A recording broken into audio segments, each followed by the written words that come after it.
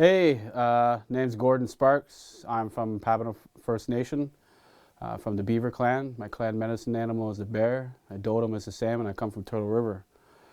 Family relations come down from David Peter Paul and Gilbert Sewell, related from the Peter Paul families and the Sewell families, which stretch out from Listergush right up to Eel Ground, Big Cove, up in those areas, which would be my grandfather's side and my grandmother's side. Yeah, so I've been carving for the last 4 years. I'm working on traditional hand-carved wooden mask that I learned from master woodcarver Edward Ned Bear that passed on to the spirit world. He passed on his traditions on to me, and his teachings were some of his secrets that he likes to say sometimes that he passed on, and I was able to do that through a grant through Arts Nova Scotia. Before that stage in my life, I was a professional tattoo artist and still am for over 22 years.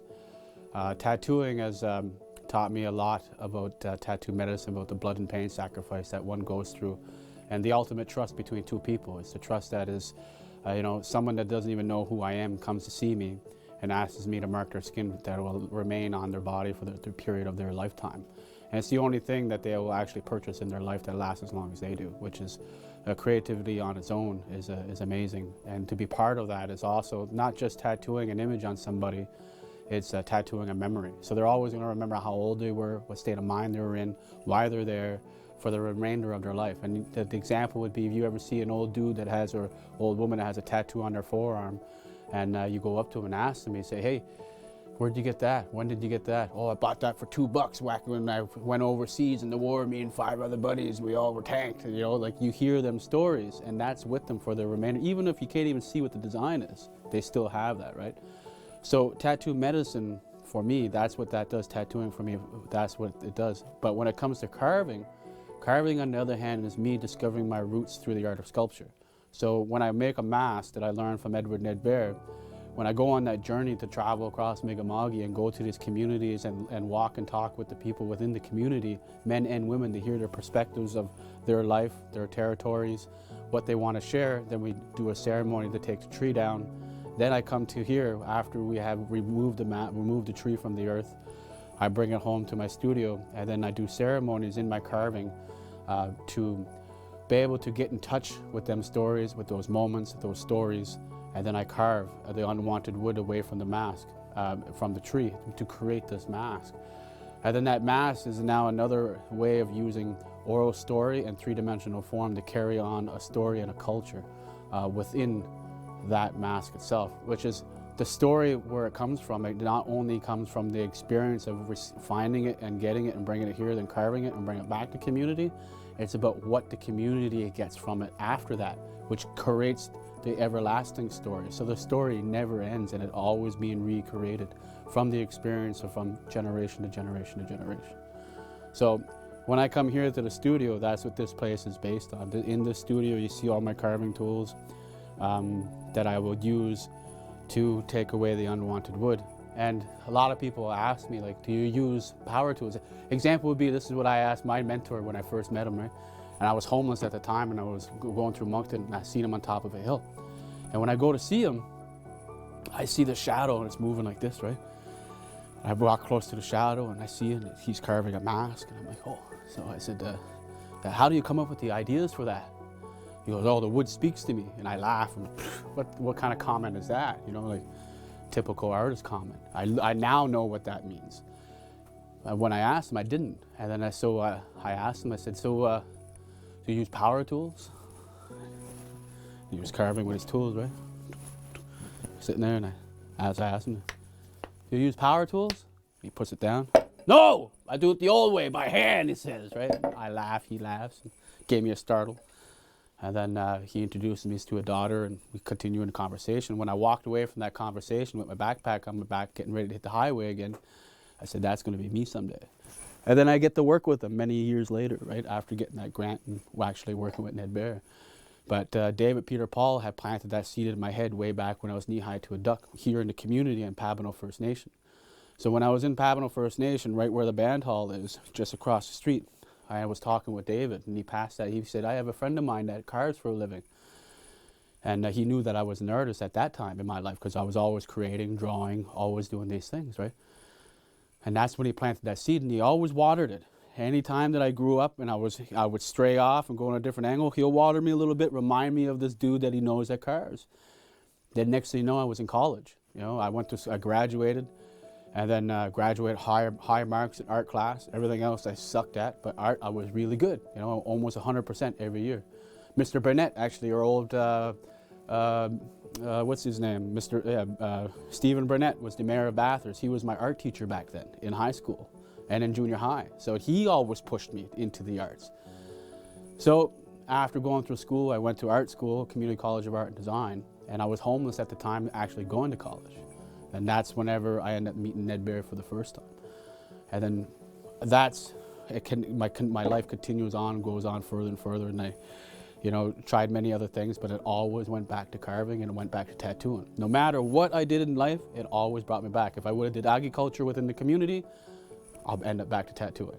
If I did silviculture, if I did working on the housing projects in the community, back to tattooing and carving. And then now I'm making a living from carving as well as tattooing.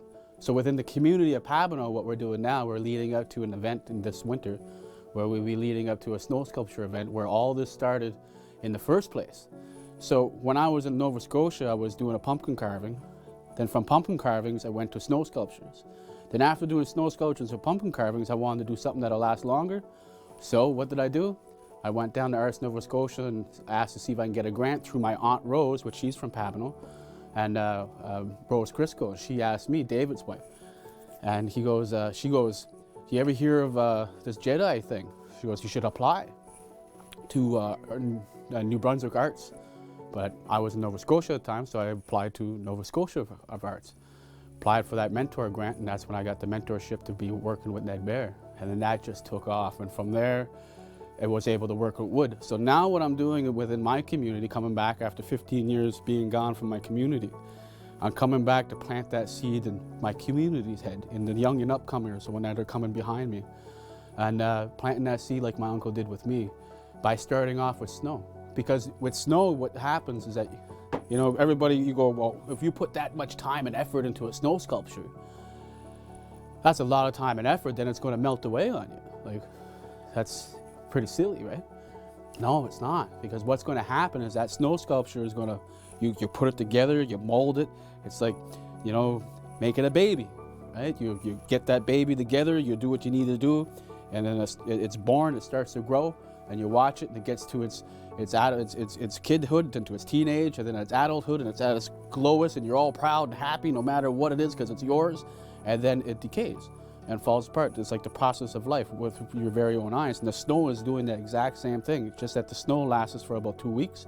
Us, we're about 80, 90 years old, right? So you get you're teaching the knowledge of the process of life itself and creativity and creating something, but putting all that effort in creating and then watching it disappear, and you have no control over it. So then you're learning a lesson of you're only in control of your words and your actions. So you can put all that time and effort to it and let it be, and then it'll slowly disappear, and you can't do anything about it. You're not in control of that. And that's a beautiful moment and a beautiful thing to teach and pass on. Then that seed will go towards, I'm going towards pumpkins after, then that'll go towards the wood. That'll last many years, longer than a generation, especially if it's taken care of with honor and respect and within the community members themselves, where they all have that responsibility to take care of it. And that's a whole different ballgame, right? But it's to start with the snow, just like as I did. So that's why I'm bringing it back to the community. That's why I want to work with the Nugami House to do the snow sculpture with 10 little boxes, you know, 2 feet by 4 feet, and then the big massive one in the powwow grounds, or at the band, one or the other, wherever we decide to go. And then that's going to be a massive snow sculpture that I'll be dealing with the talking circle. And that is something to be discussed while it's being done. Another word I have for you is Gegalu Squali, which is give me a hug. It's my story, my life.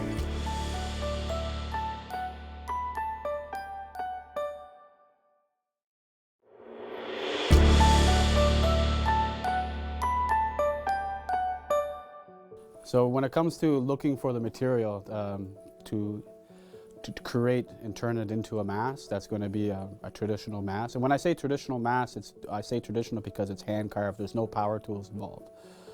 It's more that communication, that connection. And that connection starts from when I get to the community, when I hear the stories of the loved one, of the men and women, and you have to understand that it has to be men and women. It can't just be men's story and women's story. I make a mask for the men, and I make a mask for the women as well, because we all, as people, have that heart within inside ourselves. We all have that feminine side. We all have that masculine side, and a lot of our decision makings are based on an argument within ourselves by using them feelings. So when we're going into the woods, and the ones that want to share their stories with me, generally the elders, and they'll share their history, their stories. And as we're going on the journey into the woods, I sit and I listen and I wait. And as I'm waiting, as I'm listening, I'll keep my eye on all our relations, which are all in the woods. And I listen to them. And it's usually trees. You can hear them. You can hear them. They do these little, I call them, that's what they're talking, right? But you also have the birds that'll rat you out first. So there'll be a bird, you'll be squawking, or then the squirrel will start ratting you out. And everybody knows, if you've ever been in the woods, you always hear the squirrel making its noise, ratting you out. Then you hear the birds. So I'm like, oh, there must be something special around here. And that's kind of the way that my process goes. And then we'll find the tree. The tree will present itself. Could be thick in the middle of the woods, could be right away, could be a few days later, who knows. I don't. But when I do, then there's a process. There's a process of the ones that are able to sing the songs that are necessary to do the ceremony. They will sing the songs, and then we also do our tobacco offering, which a lot of people now know that's a big part of Indigenous cultures, is the tobacco offering. And that is a whole different time to share those teachings, but this is something that's the steps that I would take. So the step I would take is have those songs, create that ceremony, have the offering, give something in return. So when you take something from the land, what are you giving back, right? So if I go in the woods and I take that tree, I have to apologize to that tree's friends that I grew up with, that grass, the trees all around it, the birds that will be in there eating or surrounding it, they're all friends, right? It's basically just like us. If I come into your house and then I take one of your kids and bring them out and bring them to school or do whatever, there has to be something. When that kid leaves your home to go to university, there's friends and everybody else that I grew up with where they always say, okay, see you later, I gotta go, have a good one, and I'll be back when I can, right? So there's that understanding.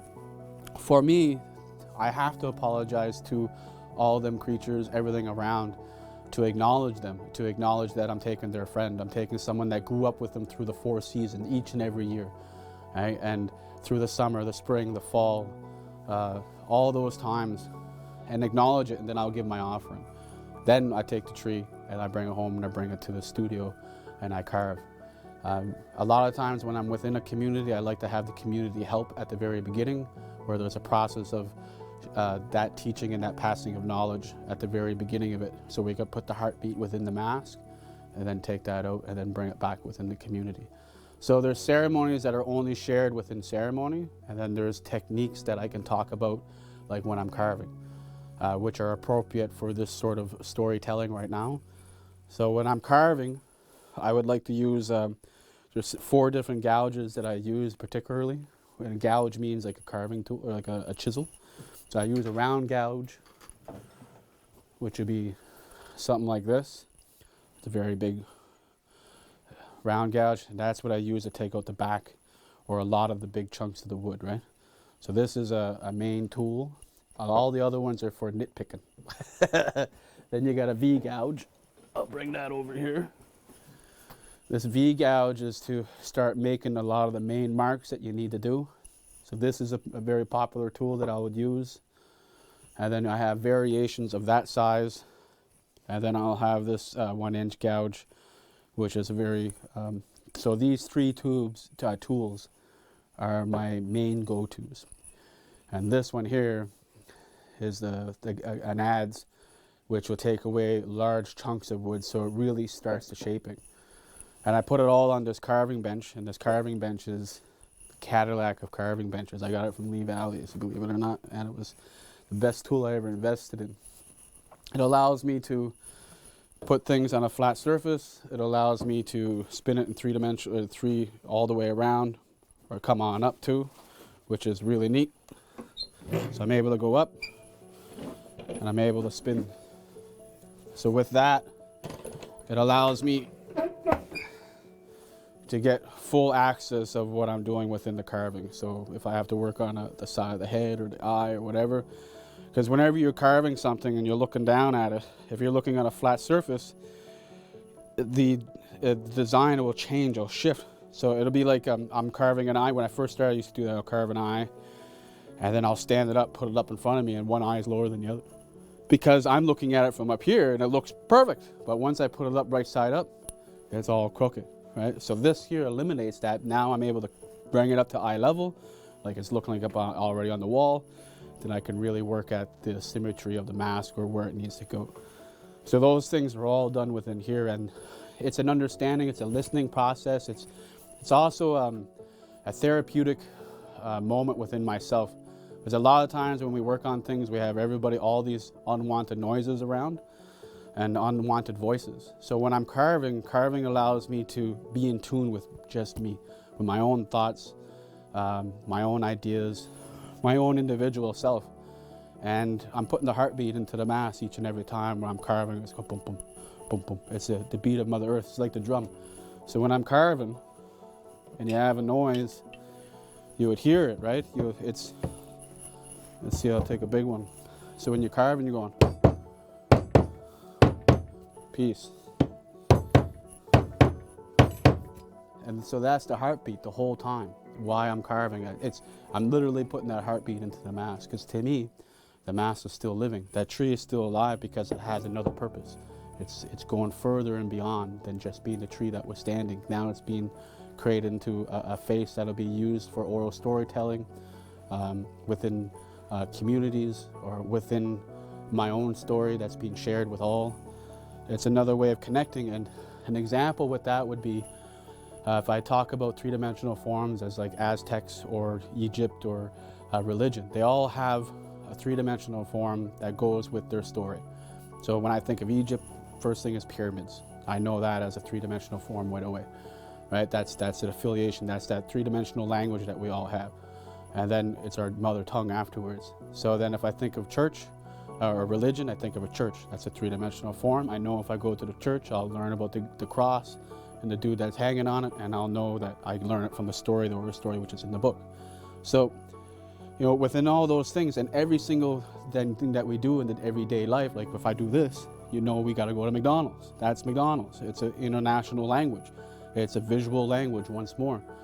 So when we're able to create these things from ourselves, and we create it from our teachings from our grandfathers or grandmothers or cultural, no matter what culture you're from, it doesn't matter. You can be from non-native to indigenous to, it doesn't matter. We all have it. Once upon a time, we're all hunter-gatherers, and we all had these teachings, and then we just kind of shifted more quicker than others at some point, right? And then, but the foundation of creating and language was based off visual languages first. That's how we knew how to get around. You see the mountain, you see the water, you see these things. So as someone that creates these things, that's what I'm looking at. I'm looking at how is this going to be able to help the next generation by sharing our stories, and by sharing our stories as of today, as not just as back in the old times. That is very relevant as well, but as well as advancing and moving forward with the stories we have of our own community members, and moving on, but not forgetting what our ancestors had to say and what they had to teach and what they knew, but adapting into the new ways as well and moving forward. That's why it's so fun to create. I love it. Some more Mi'kmaq words I have for you is Medalane, which means how are you? And the answer to that is Wele, I'm fine. It's my story, my life.